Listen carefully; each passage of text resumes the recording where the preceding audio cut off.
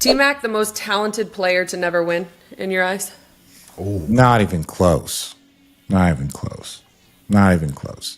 I'm going to tell you this. To me, it's Charles Barkley, and it's not even close. It's Charles Barkley. It's not 6'5", 6'6", playing the power forward. Charles Barkley was ahead of his time. As Kendrick Perkins answers Allie Clifton's question, check out Richard Jefferson pondering his response. Now listen for yourself, because it's a doozy. This is what I would say. Yes, I can see that.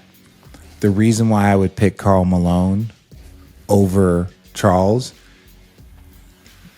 is because the level of professionalism that Karl Malone always approached. When I look at Karl Malone, with Charles, when he was in Philly, he was in and out of shape, and then he would, some of his, off the court partying that we knew about, and we, throwing guys. I'm saying Charles was a rebel. He's not a role model, so I'm not taking shots at him.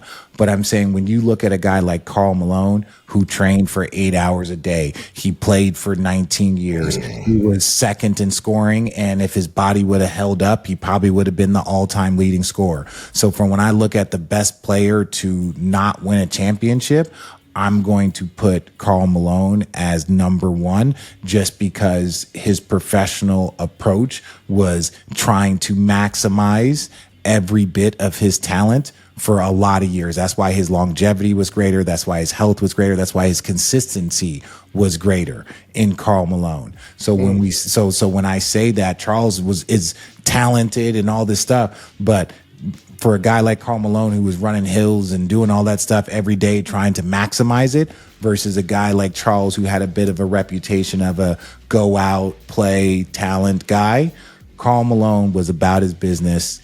He worked his ass off and just wasn't able to get it done. Now we must break this down. Okay. While Barkley did have a rocky reputation, all right, don't get me wrong, he said some pretty terrible things. All right.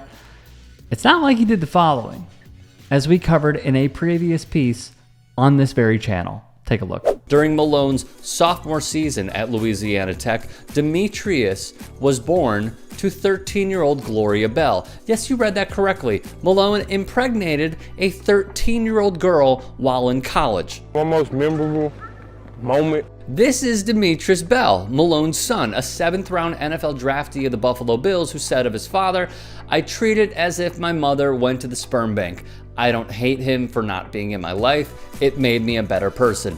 On top of this, prior to graduating high school, his former girlfriend, Benita Ford, gave birth to 2 twins, Cheryl and Daryl. Malone did not recognize them as his own, rejecting them publicly. A suit was filed and an out-of-court settlement closed the case. The details, however, Malone's refusal to pay child support, chiding prior to the settlement that $200 per week was excessive, and refusing to respond to the suit until a judge ruled he was indeed Demetrius's dad. The judge ordered $125 per week. Malone didn't budge. For reference, Malone made over $100 million in his NBA career, $104 million per sportscasting.com. In June of 1998, Malone met with Cheryl and Daryl for the first time. The twins were 17. Guess who wasn't invited? Demetrius Bell. According to Bell, Malone told him it was too late for him to be his father and he'd have to make it on his own.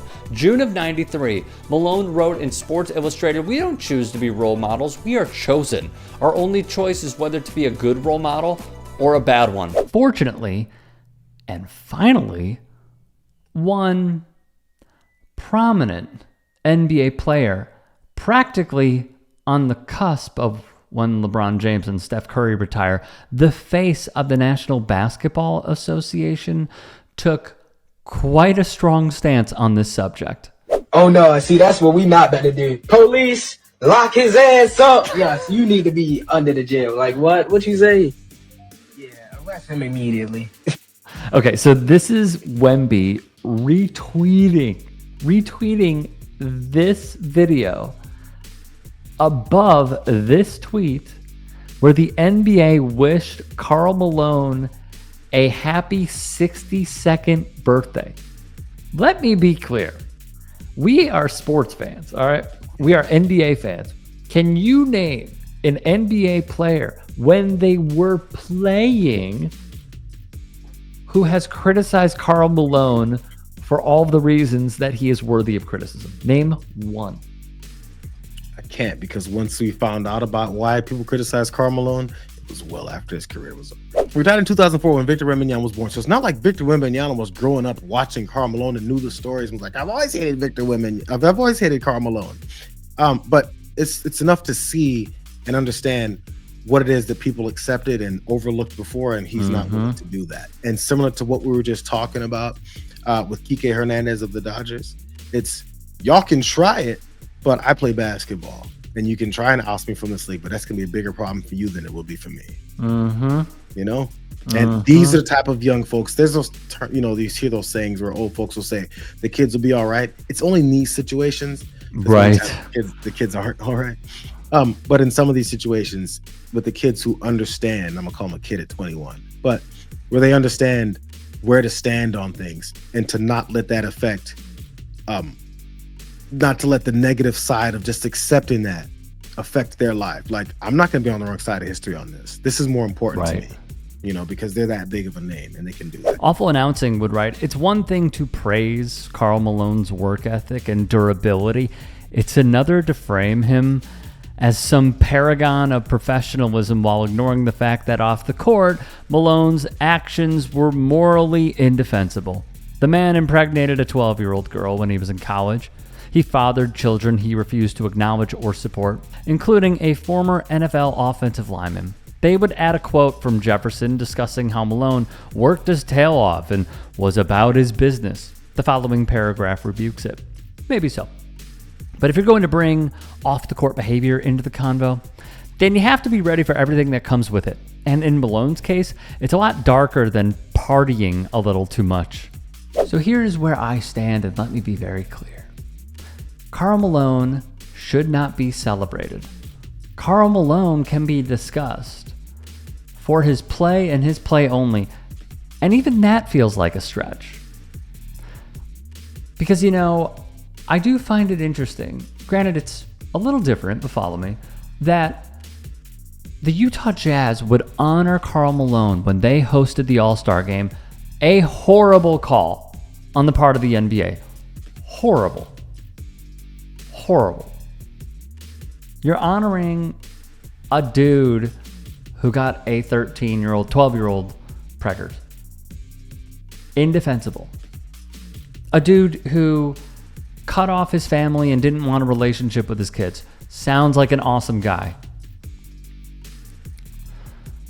And yet, when I used to live in LA and I went to the Coliseum to watch USC football, you know whose jersey they enshrined and had in the stands from where I was sitting, back right corner of the end zone? It was O.J. Simpson. But you know what they did? They removed it. They did. So why are we still talking about Karl Malone as if he were this great guy? Oh, reputation-wise, Charles Barkley was worse. What is Richard Jefferson talking about exactly? And I want to also be crystal clear here. I'm not calling for canceling Richard Jefferson, all right? He's pretty good on broadcasts. There's no replicating the Marv Albert days, the Bill Walton days, the Mike Breen, Mark Jackson, not Stan Van, Jeff Van Gundy days. Those were full-on transparency and less bootlicking.